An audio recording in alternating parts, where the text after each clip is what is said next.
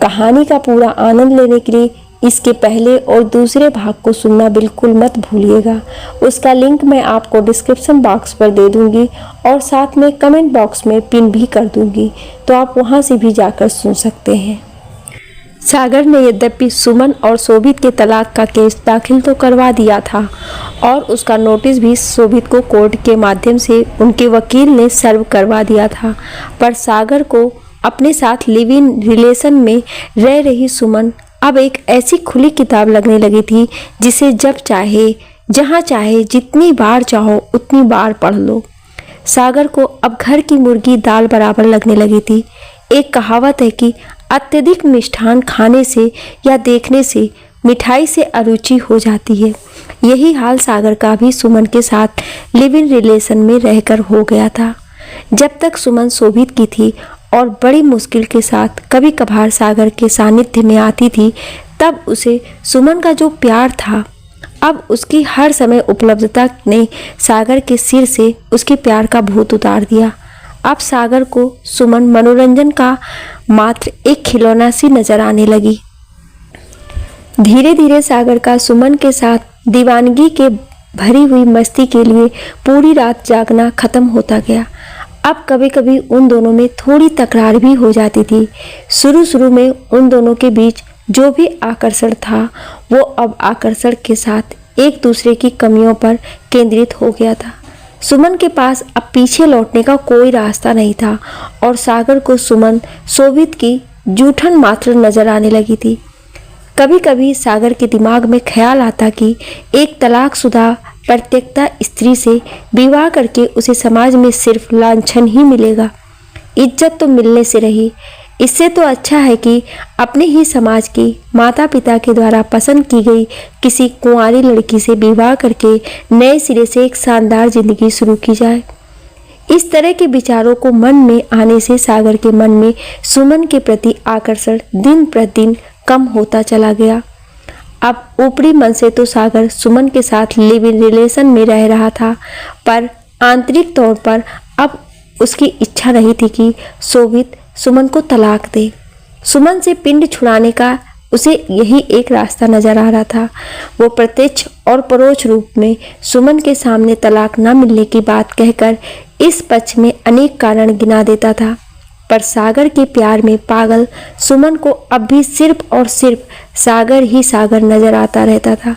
उसे सागर के मन में चल रहे इस बड़े जानलेवा भंवर का कोई अंदाजा ही नहीं था। कोर्ट में तलाक के केस की पहली सुनवाई हुई। सुमन ने शोभित के वकील को भी गुपचुप काफी बड़ी अमाउंट शोभित के केस को कमजोर करने के लिए दे दी थी। उसे लग रहा था कि शोभित के वकील को खरीद लेने से तलाक का केस जल्दी निपट जाएगा और वह उतने ही जल्दी अपने सागर से शादी कर लेगी। शोभित नपुंसकता के आरोप से बहुत ज़्यादा व्यथित था। सुमन और शोभित के तलाक की बात लखनऊ शहर के शोभित और सुमन के परिचितों में जंगल में आग की तरह फैल गई। अब सभी जगह कानाफूसी होने लगी कि शोभित नामर्द है। इसी कारण बेचारी सुमन को तलाक का केस लगाना पड़ा। यहाँ तक कि शोभित के ऑफिस के पुरुष और महिलाएं अब शोभित को हिजड़ा मानने लगे थे और उसे देखकर उपहास से मुस्कुराते रहते थे। इससे शोभित का आत्मसम्मान चूर चूर हो गया था। उसे लगता था जिस सुमन को उसने जी जान से प्यार किया, उसी ने उसे इस योग्य भी नहीं छोड़ा कि वो समाज में इज्जत से रह सके। ऐसी स्थिति में उसका दूसरी शादी कर लेना भी लगभग असंभव हो गया था। कौन देगा इस समाज में एक हिजड़े को अपनी लड़की। शोभित का पूरा परिवार इस घटना से सदमे और ग्लानि में चला गया। शोभित और उसके पापा ने सुमन तथा उसके पापा को मनाने और समझाने की लाख कोशिशें की, पर सुमन ने उसके अपने पापा की भी एक न सुनी। कोर्ट केस शुरू हो गया। अब फैमिली कोर्ट में पेशी पर पेशी होने लगी। शोभित का आत्मसम्मान इस गलत आरोप के कारण बहुत खंडित हो गया। समाज के और परिचित लोग तथा मोहल्ले वाले सभी में यह चर्चा होने लगी कि शोभित नामर्द है, उसमें पुरुषत्व है ही नहीं और इसी कारण उसकी पत्नी उससे तलाक ले रही है। शोभित निर्दोष होते हुए भी आत्मग्लानि में और हीन भावना में डूब गया। शोभित के पापा ने सुमन के फूफा जी से, जो कि उनके पड़ोसी थे और ये रिश्ता लेकर आए थे, जब गहनता से पूछताछ की तो उन्होंने बताया कि सुमन का किसी लड़के के साथ प्यार का संबंध चल रहा था। क्योंकि लड़का विजातीय था, अतः परिवार की प्रतिष्ठा बचाने के लिए उनके मम्मी पापा ने और रिश्तेदारों ने सुमन की शादी आपके बेटे से कर दी थी और इसी कारण उन्होंने शोभित सुमन की शादी से पहले कोई बातचीत भी नहीं होने दी थी तथा न ही उन्होंने उन दोनों को मिलने दिया था। और शायद सुमन कानपुर में उसी लड़के के साथ रहते देखी गई है, इसीलिए उसने तलाक की अर्जी लगाई है। शोभित की मानसिक स्थिति इतनी खराब हो गई कि अब वो किसी से बात नहीं करता, अकेले अपने आप से ही बात करता और बड़बड़ाता रहता था। जिसे उसने जी जान से प्यार किया, उसी सुमन ने उसे कहीं का भी नहीं छोड़ा, उसे इस योग्य भी नहीं छोड़ा कि वो किसी और लड़की से विवाह भी कर सके। शोभित के पिताजी ने वकील से इस संबंध में बात की, पर उनके वकील को तो सुमन ने पहले ही खरीद लिया था। वो किसी भी पेशी पर ढंग से जिरह भी नहीं कर रहा था। शोभित के जीजाजी एक दूसरा होनहार युवा वकील इसके लिए मुकर्रर कर लिया। उस वकील ने केस को नए सिरे से समझा और कोर्ट में सुमन के क्रॉस एग्जामिनेशन के लिए एक अर्जी लगा दी। केस का फैसला सुमन के पक्ष में होना लगभग तय था, क्योंकि नियमानुसार कोई भी नामर्द आदमी किसी भी लड़की को अपनी पत्नी के तरीके से रखकर उसकी जिंदगी बर्बाद नहीं कर सकता। अतः ऐसे मामले में कोर्ट निश्चित तौर पर तलाक दे देता है और शादी को शून्य घोषित कर देता है। सुमन के वकील ने कानून की इसी खूबी का फायदा उठाया था, पर अब शोभित का नया वकील, जो एक बहुत ही योग्य और नया लड़का था, उसने क्रॉस एग्जामिनेशन के समय कटघरे में खड़ी सुमन से पूछा, सुमन जी, क्या आपका पति नामर्द है? हाँ जी, नीचे निगाहें किए हुए सुमन ने कहा। क्या आपके विवाह के पूर्व किसी और पुरुष से शारीरिक संबंध रहे हैं? नहीं, बिल्कुल नहीं। क्या विवाह के बाद आप किसी अन्य पुरुष से साथ शारीरिक संबंध रखती हैं? बिल्कुल नहीं, मेरा किसी भी पुरुष से शारीरिक संबंध नहीं रहा है। क्या आपके पति ने अपने आप से शारीरिक संबंध बनाए हैं? एक नामर्द व्यक्ति कैसे शारीरिक संबंध बना सकता है? नीचे निगाह करते हुए सुमन ने कहा। इसका अर्थ ये है कि आप अभी तक अपना कौमार सुरक्षित रखे हुए हैं। जी, आपने ठीक कहा। इतनी जिरह करने के बाद वकील ने सुमन को और कोई प्रश्न न पूछने की बात कही और उन्होंने जज महोदय से निवेदन किया कि महोदय, यदि मेरा क्लाइंट शोभित नामर्द है तो यह आवश्यक है कि आप शोभित का और सुमन का दोनों का मेडिकल टेस्ट करवा लें। यदि शोभित नामर्द है तो सुमन का कौमार भी अछत होगा, क्योंकि उनके किसी भी पुरुष से शादी के पहले या बाद में शारीरिक संबंध नहीं रहे और इनके अनुसार शोभित तो संबंध बना ही नहीं सकता। इस अछत कौमार का मेडिकल टेस्ट कराने की अनुमति दें। इसे मेडिकल टेस्ट में बड़ी आसानी से जाना जा सकता है तथा यदि शोभित नामर्द है तो उसे भी मेडिकल टेस्ट में जांचा जा सकता है। सुमन ने जब ये सुना कि उसके कौमार की भी जांच होगी तो वो एकदम घबरा गई, क्योंकि उसके पति तथा प्रेमी दोनों से ही शारीरिक संबंध थे। इस कारण यह आसानी से सिद्ध हो जाता कि वो कुमारी नहीं है। ये बात अब उसकी बदनामी का बहुत बड़ा कारण बन सकती थी कि पति नामर्द और अन्य पुरुषों से इसके संबंध में और इसने अन्य प्रेमी से अपना कौमार खोया है। उसने जज साहब से कहा, सर, हम दोनों की मेडिकल जांच मत करवाइएगा, मुझे ये सिर्फ तलाक ही दे दें। मुझे इनसे कोई मुआवजा भी नहीं चाहिए, बस तलाक दिलवा दीजिए। न्यायाधीश महोदय को अब सारी बात स्पष्ट तौर पर समझ में आ गई। उन्होंने दोनों का मेडिकल टेस्ट कराने का आदेश जारी कर दिया और कहा कि डॉक्टर उन दोनों की रिपोर्ट अगली पेशी पर प्रस्तुत करें। इस बीच सागर सुमन से दूरियां बनाने में लगा हुआ था। वो रहने को तो सुमन के साथ रहता था और वास्तव में उसे लगभग पूरी तरीके से सुमन से अरुचि हो गई थी। उसके मन में बस एक ही ख्याल आता था कि सुमन शोभित की उतरन है, एक सेकेंड हैंड माल। सुमन ने ही सागर को कोर्ट आने से मना कर दिया था, क्योंकि कोर्ट में उसके माता पिता उसे आसानी से पहचान लेते। आखिरी दिन सुमन को एकदम स्पष्ट आभास हो गया था कि उसकी मेडिकल रिपोर्ट और शोभित की मेडिकल रिपोर्ट उसके केस को शोभित के पक्ष में ले जाएंगे। इसलिए अपने फ्लैट पर आकर वो सागर के गले से लगकर फूट फूट कर रोई। सागर तो अंदर से बहुत खुश था। वो यही तो चाहता था कि शोभित का सुमन से किसी भी स्थिति में तलाक ना हो और ये जूठन सुमन उसके गले ना पड़े। ऊपर से जरूर वो भी दुखी होने का दिखावा कर रहा था। सुमन ने उससे कहा, कल केस के फैसले की तारीख है, तुम कोर्ट में जरूर आना। तुम्हारे कोर्ट में रहने से मेरा आत्मविश्वास बना रहेगा। सागर ने कहा, हाँ, मैं कोर्ट में तुम्हारे साथ रहूँगा, तुम चिंता मत करना। पर अगले दिन वो कोर्ट में पहुंचा ही नहीं। अगली पेशी पर उन दोनों की मेडिकल एक्सपर्ट्स की रिपोर्ट प्रस्तुत हुई, जिनसे यह स्पष्ट रूप से सिद्ध हो गया कि शोभित नामर्द नहीं है और सुमन का भी कौमार सुरक्षित नहीं है। जज साहब ने केस खारिज करते हुए सुमन के ऊपर गलत सूचना के आधार पर तलाक लेने का तथा उसके पति शोभित को मानसिक प्रताड़ना पहुंचाने का दोषी पाया और सुमन को उसके लिए पेनाल्टी के साथ साथ समुचित दंड की व्यवस्था की। शोभित ने अब अपनी तरफ से कोर्ट में ऐसी पत्नी के साथ ना रहने के लिए तलाक की अर्जी लगाई और सजा याफ्ता सुमन से उसका तलाक 3-4 पेशियों में ही स्वीकृति हो गया। सुमन को सजा सुनाए जाने वाले दिन ही उसकी जमानत हो सकती थी और केस उच्च न्यायालय में चलना था, पर कोर्ट के निर्णय वाली तारीख को सुमन के साथ ना तो सागर ही था और न सुमन के माता पिता या इसका कोई अन्य रिश्तेदार। दुर्भाग्य से उसके बाद कोर्ट की 4 दिन छुट्टी ही थी। इसके 6 दिनों बाद जब सुमन के फूफा जी को उसकी सजा हो जाने का पता चला तो वो वकील को लेकर सुमन की जमानत कराने गए। अंततः सुमन की जमानत हो गई और अब सजा वाले केस की सुनवाई के लिए उन्होंने हाई कोर्ट में रिपीटिशन दाखिल कर दी। पर तब तक सुमन 10 दिनों तक जेल में रह चुकी थी। सुमन के जेल जाने के बाद सागर ने एक बार भी जेल जाकर ना तो उससे मुलाकात की और ना ही उसकी जमानत कराने का कोई प्रयत्न किया। सागर की निगाहों में अब सुमन एक तलाकशुदा तथा सजा याफ्ता कैदी थी, जिसके साथ रहने से अब सागर की प्रतिष्ठा का ठेस पहुंच सकती थी। इस कारण सागर सुमन के घर से अपना सारा सामान लेकर चलता बना।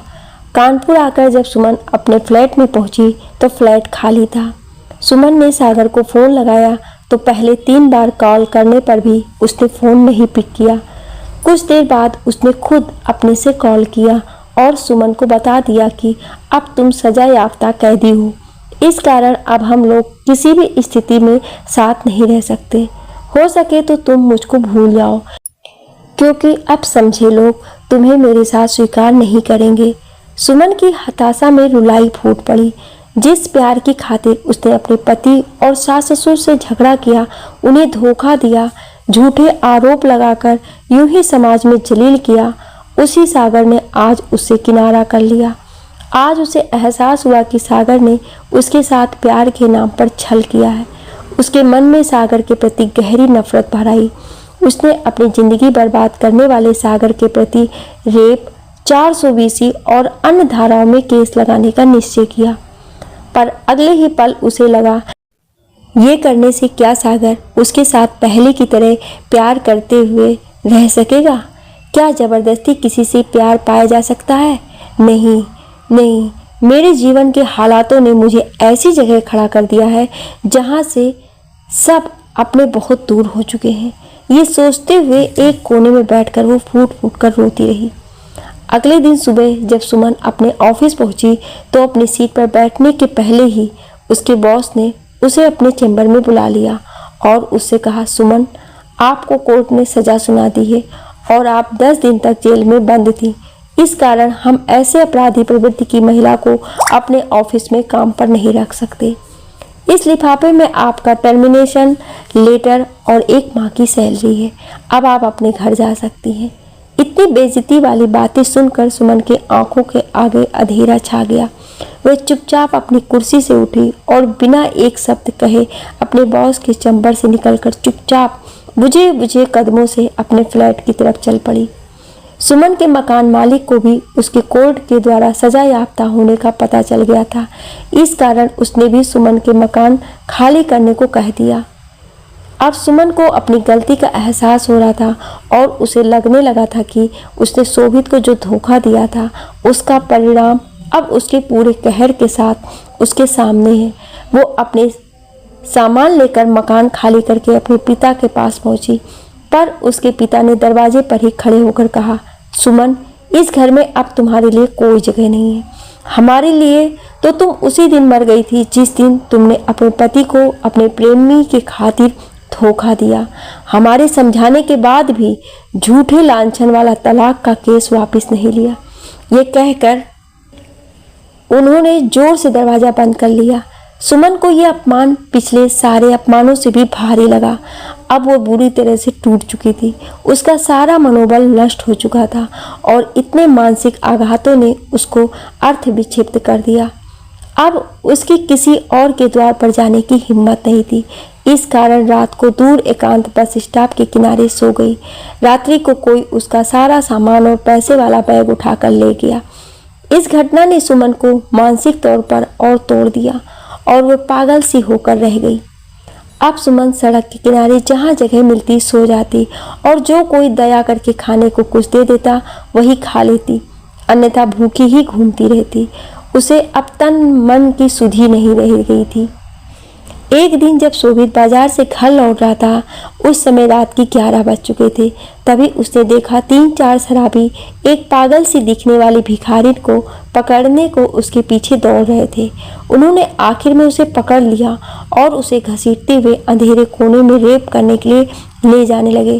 रोती हुई भिखारिन उनसे दया की भीख मांगते हुए उसे छोड़ देने को कह रही थी, पर उन चारों पर उसके गिड़गिड़ाने का कोई असर नहीं हो रहा था। ये देखकर शोभित को बहुत गुस्सा आया और वह उन चारों से जा भिड़ा। चारों लोग कसरती शोभित के मुक्के खाकर गिरते पड़ते भाग निकले। घबराई सी उस औरत को देखकर शोभित सन्न रह गया। इसके सामने अर्थ विचित्र भिखारिन सी सुमन खड़ी थी। उसके कई दिनों के बाद कंघी किए उलझे बाल और मुंह पर लगी कालिक उसकी दयनीय स्थिति बयान कर रही थी।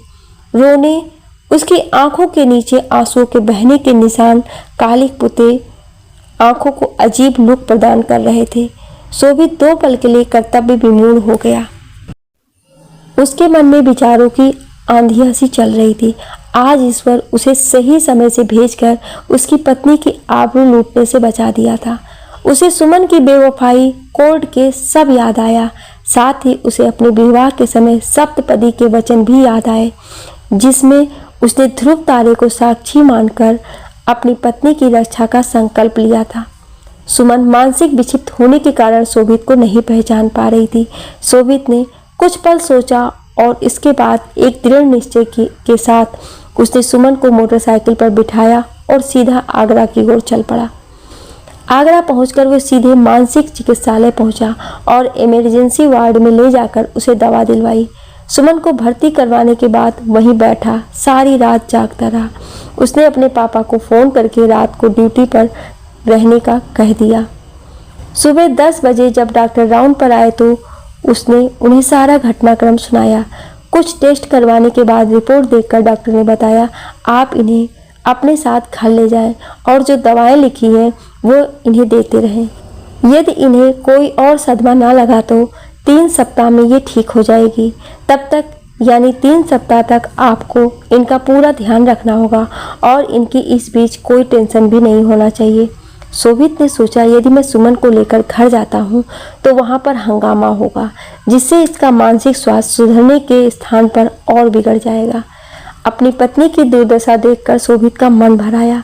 इन परिस्थितियों में उसने घर से अलग आगरा में ही शांत अनजान वातावरण में रहने का निश्चय कर उसने वहीं आगरा में एक फ्लैट किराए पर ले लिया और 1 महीने की छुट्टी का अप्लाई करके वो अपनी पत्नी के साथ फ्लैट में रहने लगा। उसने अपने पापा को स्पष्ट बता दिया कि वो किसी जरूरी काम से 1 महीने के लिए बाहर जा रहा है। इसके बाद ही घर वापस लौटेगा, आप चिंता ना करना। शोभित 2 सप्ताह तक लगातार सुमन को दवाएं देता रहा और नियमित रूप से मानसिक चिकित्सालय के डॉक्टरों से उसका इलाज करवाता रहा। धीरे धीरे इलाज के प्रभाव से सुमन के मानसिक स्वास्थ्य में सुधार होने लगा और इसकी याददाश्त और समझ शक्ति वापस लौटने लगी। अब जब वो दवा के प्रभाव से जब मुक्त होती तो वो शोभित को ही पहचानने लगी थी और उसे अपने किए कर्मों पर बहुत ग्लानि होती थी।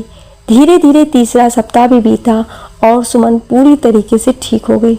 उसने रोते हुए शोभित से कहा, मैंने आपको धोखा दिया। मैं सागर के साथ लिव इन रिलेशन में भी रही। मैं कलंकिनी और पूरी तरीके से अपवित्र हो चुकी हूँ। मैं आज ही ये घर छोड़कर किसी अनजान जगह पर चली जाऊंगी। आप मुझे अपने हाल पर छोड़ दें और मुझे अपने कर्मों का दंड भोग लेने दें। आप दूसरा विवाह कर लीजिए, विश्वास मानिए, इससे मुझे खुशी ही मिलेगी। मैं तो एक जूठन मात्र हूँ जो अपने पति के चरणों में विवेश के योग्य नहीं रही। शोभित ने कहा, सुमन, मैंने तुम्हें सच्चे हृदय से प्यार किया है और ईश्वर को साक्षी मानकर अपनी पत्नी का दर्जा दिया है। यदि किसी गुंडे ने तुम्हारा अपहरण करके दुराचार किया होता तो क्या मैं तुम्हें यूं ही अकेले मरने के लिए छोड़ देता? नहीं सुमन, अब तुम जैसी भी हो सिर्फ मेरी हो। अब मुझसे कभी भी छोड़ने की बात मत करना। मैंने हृदय से तुम्हें क्षमा कर दिया है। सुमन रोते हुए अपने पति के चरणों में गिर पड़ी और अपनी हर एक गलती के लिए क्षमा मांगने लगी। शोभित ने उसे सच्चे दिल से माफ कर दिया और उसे उठाकर अपने गले से लगा लिया। आज से सुमन अच्छी पत्नी की तरह उसकी दूसरी नई जिंदगी शुरू हो गई थी। लिखने और बोलने में कोई त्रुटि हुई हो उसके लिए क्षमा प्रार्थी हूँ। आपको ये कहानी कैसी लगी हमें कमेंट करके ज़रूर बताएं और ऐसी ही कहानियाँ सुनने के लिए हमें सब्सक्राइब जरूर करें। Thank you.